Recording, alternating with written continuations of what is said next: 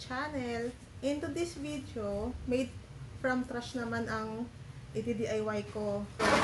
Itong lata, gagawin kong ottoman. Upholstered ottoman. So, ayan siya. So, ang kailangan ko gamit ito, tapos itong foam. Yan, may foam na ako dito. Saka ito, plywood para sa cover. Saka paa. Ito, DIY ko lang din to. Ako lang ang nagpukpuk nito. Saka kailangan din ng ito, spray paint. Itong i-spray ko sa loob. Kasi gagawin ko siyang storage. Lalagyan ko ng storage. Tapos, ito, kung may laman ka, sa may dito. Saka ito pala, may stopper pa siya.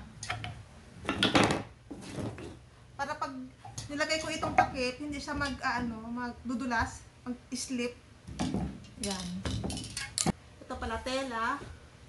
Ang gagamitin ko lederet. Para madali siyang punasan pag marumi. Umpisahan ko na. Unang gagawin, pinturahan ko muna itong loob. Actually, ko na to na nalinisan ko na itong loob niya.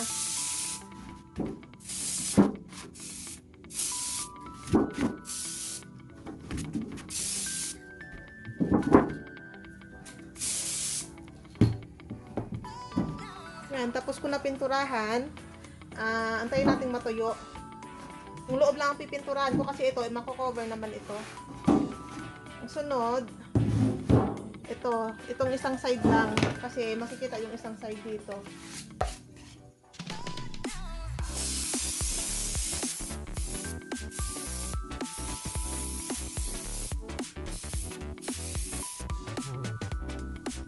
Tayuin natin. Ito kasi itong isang side matatakpan yan. Ito puti na rin to. Kasi sa loob naman to eh.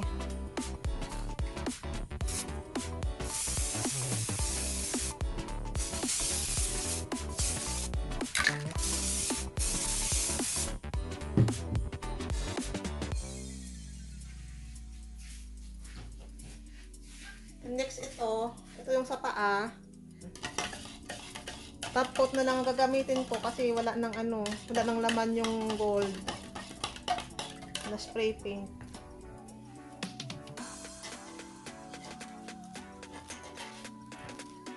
Side lang naman at saka isang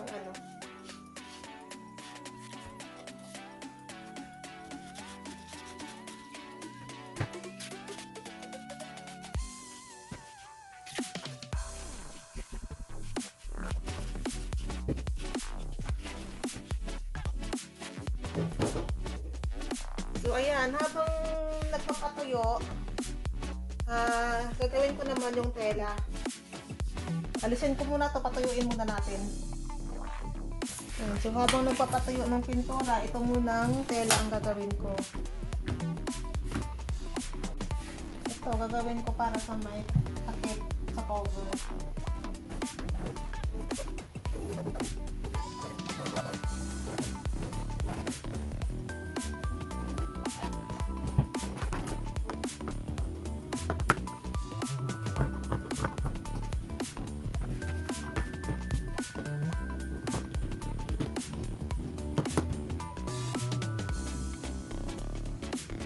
Sunod na ikat ang side ng takip.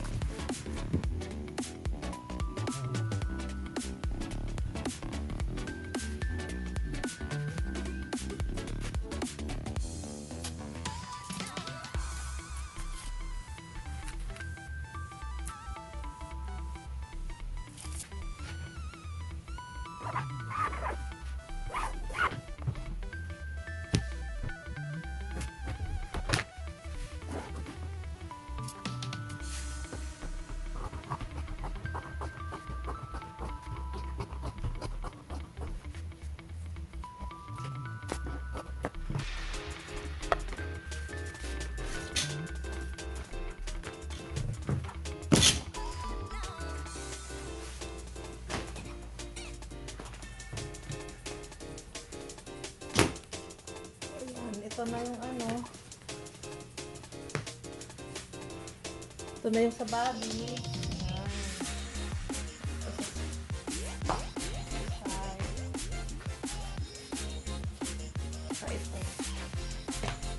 Kompleto na yung tela, so tatahiin ko na.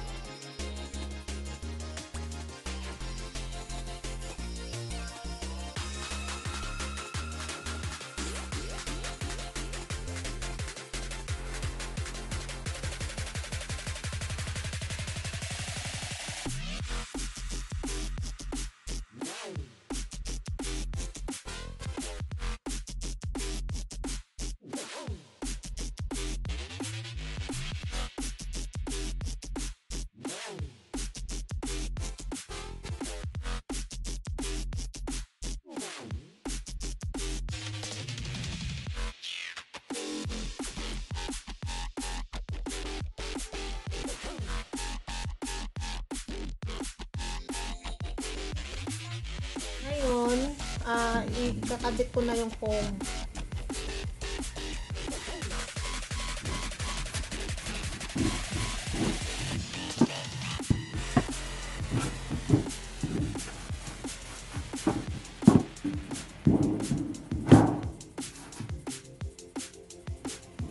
So, antayin natin matuyo ito. Ito naman ang lalagyan ko.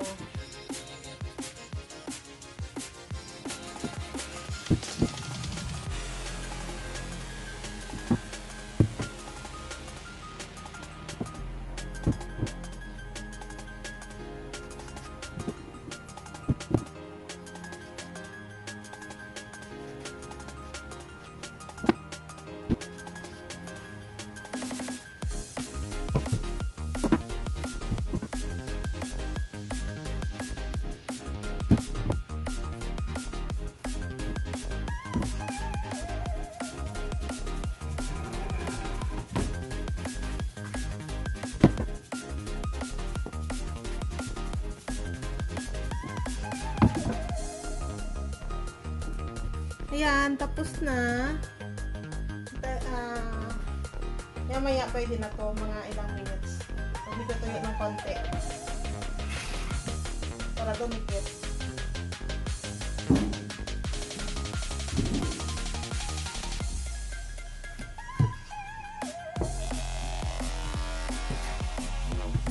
Ayan, tuyo na. Pwede ko na siyang ikabit.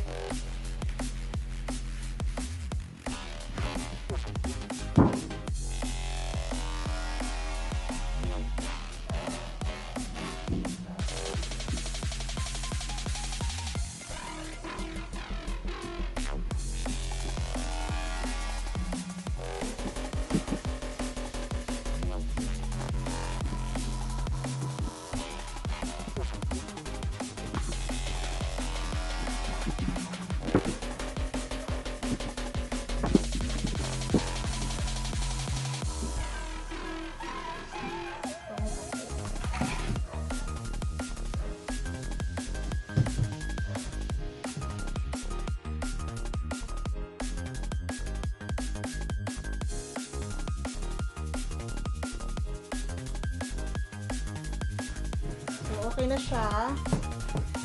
Pwede na natin ikabit ang tela, ang cover.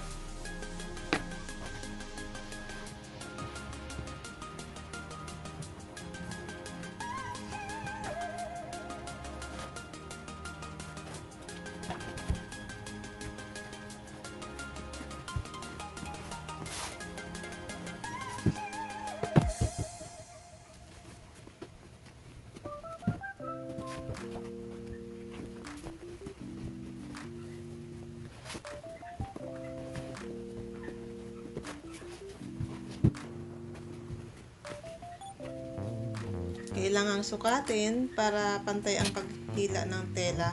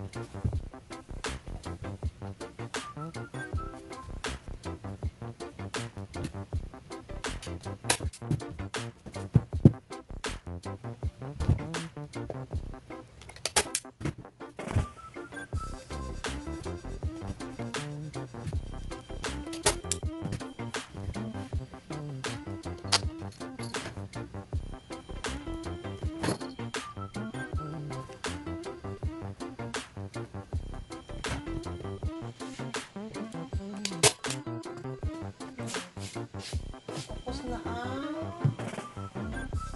top. Ang body naman.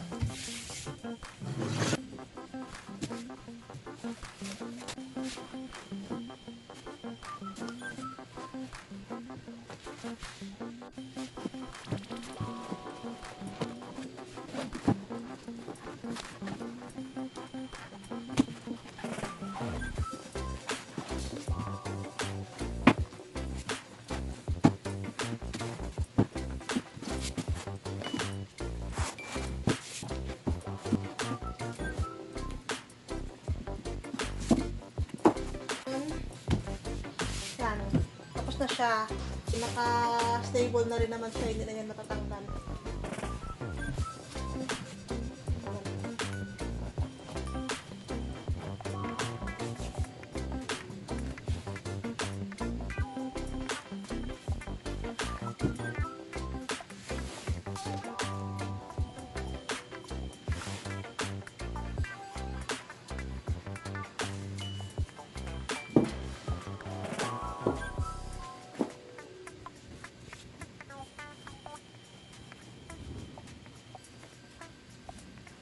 Tayo na matuyo. Kabit ko na ito. Ito muna ang ikabit ko.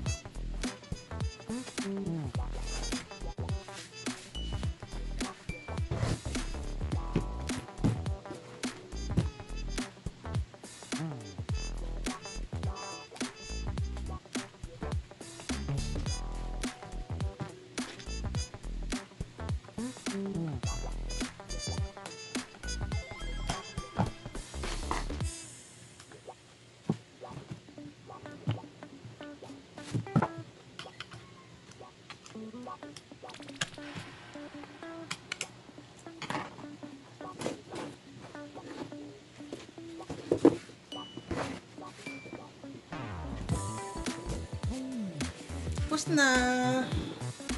Napagod ako. Ayan. Ito yung paa.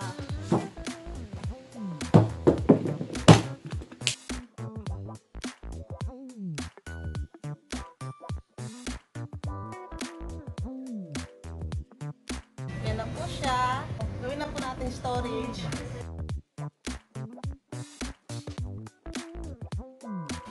Lagay na mga toys.